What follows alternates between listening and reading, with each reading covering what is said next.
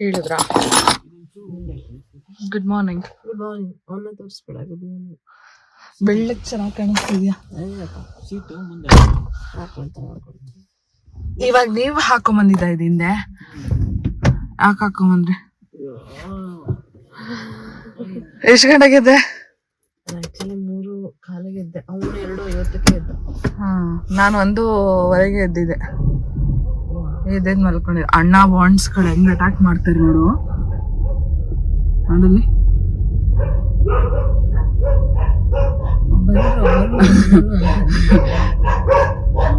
ನಮ್ ಏರಿಯಾ ಸೈನಿಕರು. ಏಯ್ ಯಾಕ್ರೋ?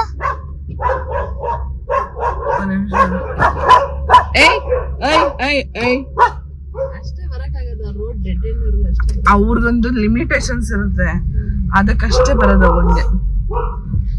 ಇಷ್ಟು ಬೆಳಗ್ಗೆನೆ ಎದ್ದು ಎಲ್ಲಿ ಹೋಗ್ತಿದ್ದೀವಿ ಅಂತ ಅಂದ್ಕೊಂಡ್ರ? ಆ್ಯಕ್ಚುಲಿ ಪಲ್ಲವಿಯವರ ಅಮ್ಮ, ಅಕ್ಕ, ಬಾವ ಮತ್ತು ಪಾಪು 4 ಜನ ಲಂಡನ್ನಿಂದ ಬರ್ತಿದ್ದಾರೆ. ಸೊ ಅವರನ್ನು ಪಿಕ್ ಮಾಡೋಣ ಅಂತ ಹೇಳಿ ನಾವು ಬ್ಯಾಂಗ್ಳೂರು ಇಂಟರ್ನ್ಯಾಷನಲ್ ಏರ್ಪೋರ್ಟ್ಗೆ ಹೋಗ್ತಾ ಇದ್ದೀವಿ. ಸೊ ಬೆಳಗ್ಗೆನೇ ಎದ್ದು ಹೋಗ್ತಿದ್ದೀವಿ, ಏಕೆಂದರೆ ಅವ್ರು ಅರ್ಲಿ ಮಾರ್ನಿಂಗ್ 4:45 ರೀಚ್ ಆಗ್ತಾರೆ, ಲ್ಯಾಂಡ್ ಆಗ್ತಾರೆ ಅಂತ ಹೇಳಿದರು. ಸೊ ಹಾಗಾಗಿ ಬೇಗ ಎದ್ದು ಹೋಗಿದ್ದು. ನಾನಂತೂ ಆಲ್ಮೋಸ್ಟ್ 1:30 ನಿದ್ದೆನೇ ಮಾಡಿಲ್ಲ.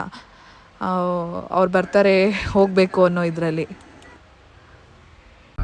ಎಷ್ಟು ದಿನ ಆದಮೇಲೆ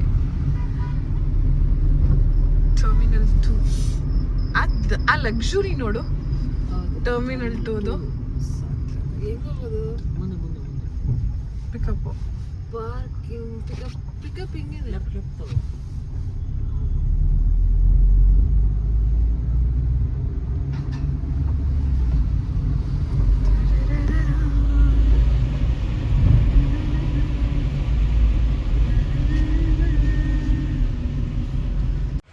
ಅಂತೂ ಇಂತೂ ಏರ್ಪೋರ್ಟಿಗೆ ಬಂದ್ವಿ.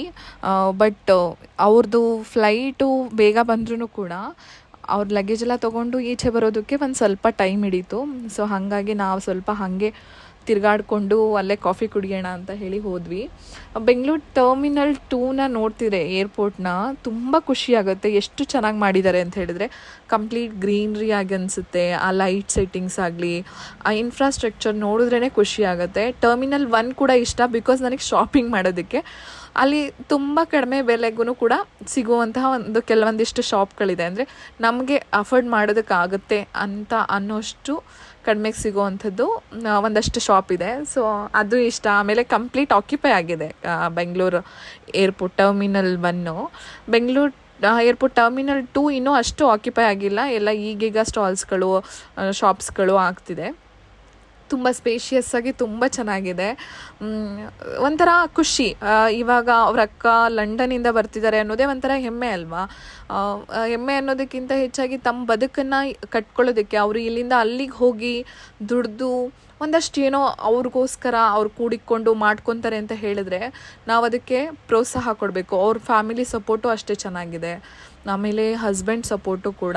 ಈ ಥರ ಹೆಣ್ಮಕ್ಳಿಗೆ ಯಾರಾದರೂ ಒಬ್ಬ ಸಪೋರ್ಟಿವ್ ಗಂಡ, ಸಪೋರ್ಟಿವ್ ಫ್ಯಾಮಿಲಿ ಸಿಕ್ಬಿಟ್ರೆ ಅವ್ರಿಗೆ ಏನು ಬೇಕಾದರೂ ಮಾಡ್ತಾರೆ. ಅವಕಾಶಗಳು ಎಲ್ಲ ಹೆಣ್ಮಕ್ಳಿಗೂ ಸಿಗಲ್ಲ, ಬಟ್ ಅಕ್ಕಂಗೆ ಸಿಕ್ಕಿದೆ. ಅಕ್ಕ ಅದನ್ನು ತುಂಬ ಚೆನ್ನಾಗಿ ಯುಟಿಲೈಸ್ ಮಾಡಿಕೊಂಡು ಇಲ್ಲಿಂದ ಅಷ್ಟು ದೂರದ ದೇಶಕ್ಕೆ ಹೋಗಿ ದುಡ್ದು ತನ್ನ ಬದುಕನ್ನು ತುಂಬ ಚೆನ್ನಾಗಿ ಕಟ್ಕೊಂಡಿದ್ದಾರೆ. ಸೊ ಇನ್ನೇನು ಅವರು ಕೆಲವು ತಿಂಗಳಲ್ಲಿ ಇನ್ನೊಂದು ವರ್ಷದಲ್ಲಿ ಮೇ ಬಿ ಅವರು ಇಂಡಿಯಾಗೆ ಬಂದು ಸೆಟಲ್ ಆಗ್ತಾರೆ.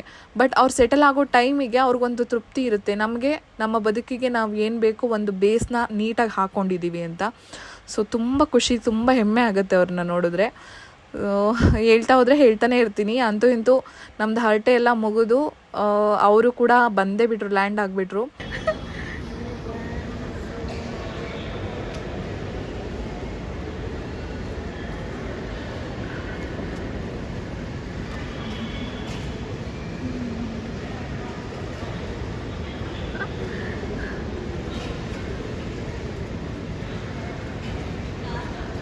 ಅವನು ಎದ್ದಿದ್ದನ್ನು ಮಲಗಿಲ್ಲ.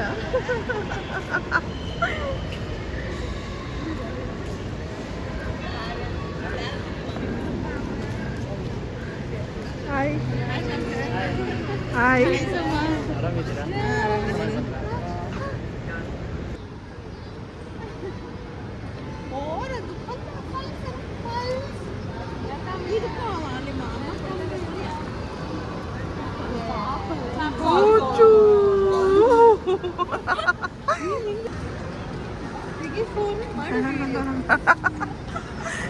ಅಲ್ಲ ಇನ್ಮೇಲೆ ನಮ್ಮ ಮನೆ ಬರನೇ ಇಷ್ಟು.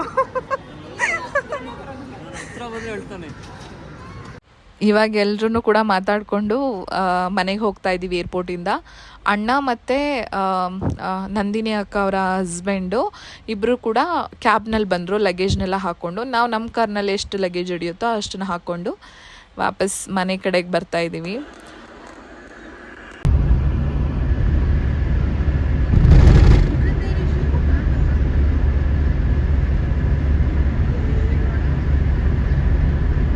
ಸಾಕಾಗಿದೆ ಅಲ್ಲ?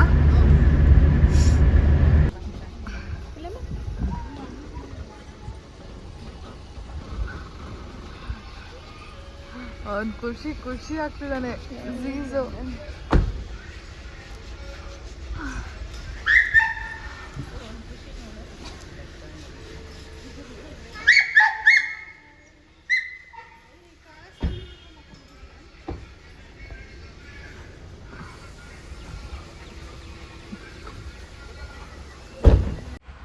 ಝೀಝು ಪಲ್ಲವಿ ಮನೆ ನಾಯಿ ಅದಂತೂ ತುಂಬ ಮಿಸ್ ಮಾಡ್ಕೊಂಡಿತ್ತು ಅಮ್ಮನ್ನ.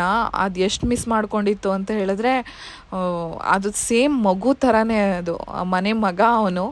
ಸೊ ಫೈನಲಿ ಅಮ್ಮ ಬಂದ್ರಲ್ಲ ಅಂತ ಅವ್ನು ಸಿಕ್ಕಾಪಟ್ಟೆ ಖುಷಿಯಾಗಿದ್ದ. ಇದೊಂದು ಚಿಕ್ಕ ವ್ಲಾಗ್. ಐ ಹೋಪ್ ನಿಮಗೆ ಇಷ್ಟ ಆಗಿದೆ ಅನ್ಕೊತೀನಿ. ಪ್ಲೀಸ್ ಚಾನಲ್ನ ಸಬ್ಸ್ಕ್ರೈಬ್ ಮಾಡಿ, ಹಾಗೆ ಶೇರ್ ಮಾಡೋದನ್ನು ಮರಿಬೇಡಿ. Thank you.